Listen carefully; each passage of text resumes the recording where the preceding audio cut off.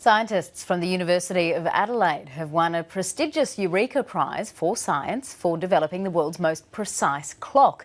The cryogenic Sapphire oscillator, or Sapphire clock as it's been called, is the result of more than 20 years of research and is so precise it loses just 1 second over 40 million years.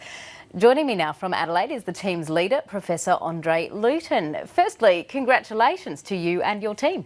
Thank you so much, Kirsten. It's great to be with you on such a great day. Now, I understand your oscillator is 1,000 times more precise than any other commercial system. Who is going to use this technology and how? Well, it sounds outrageous. I mean, as you said, the accuracy of our clock is 1 second in 40 million years. That's the error of this clock. And of course, that's not reasonable in any normal, everyday sense. But it turns out that there are lots of very important systems like the GPS that we all use to navigate around that depends on access to great clocks, or this new generation of quantum computers that also need access to great clocks to drive their systems in the right way.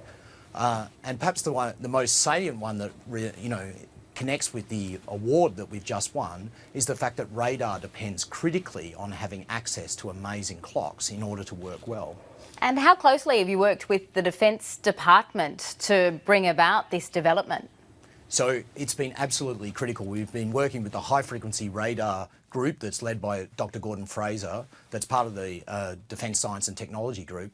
They developed the Jindalee Over the Horizon radar, one of the most brilliant innovations that's ever been created in Australia. And it's through working in very close partnership with them that there was this realisation that our clock technology, when combined with their fantastic breakthrough technology, could actually safeguard Australians. It gave us the opportunity to actually be able to see things further away or that are smaller, and thereby it gives Defence the critical information they need to act on potential threats to Australia. And so how has it been tested?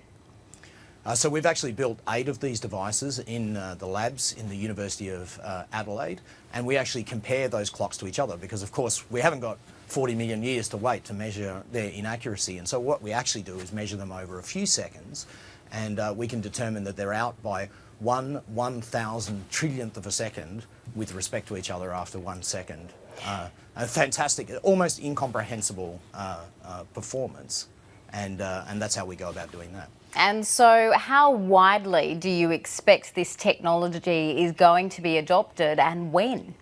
Well, I think this is very exciting for me because it's very rare to see university technologies actually translate out of the lab and start to make a difference to people. But because we've got this wonderful opportunity of combining with Defence in order to deploy these systems into the Jindalee Over the Horizon radar, and that's going to happen over the next 3 to 4 years that we're going to actually deploy those through a company that is actually a startup company from the university that is exploiting that technology. But we see the market as much, much larger than that. The next generation of telecommunication systems are going to need incredibly precise clocks, and that market is very much larger than the initial radar market, but we believe that the right amount of investment is there through the opportunity of deploying into that radar system right now. And so can I just confirm this technology is likely to be taken up abroad and could even end up benefiting other countries' defence sectors? Oh, absolutely. We're going to be exceedingly careful so that the technology is Australian first. I mean, we're supporting Australia initially, and so it's only with the consent of the appropriate people and in the appropriate context that would be spread elsewhere.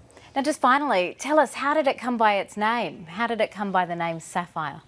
So it actually has a literal sapphire, the size of the fist, your fist, single crystal, a beautiful sapphire, 1,200 carats of sapphire. And actually that's the heart that makes the clock tick.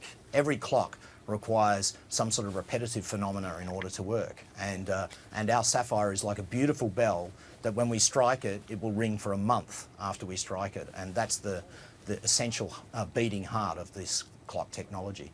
I said I was going to ask you only one more question, but I've got to ask another. How much does a 1,200 carat sapphire cost?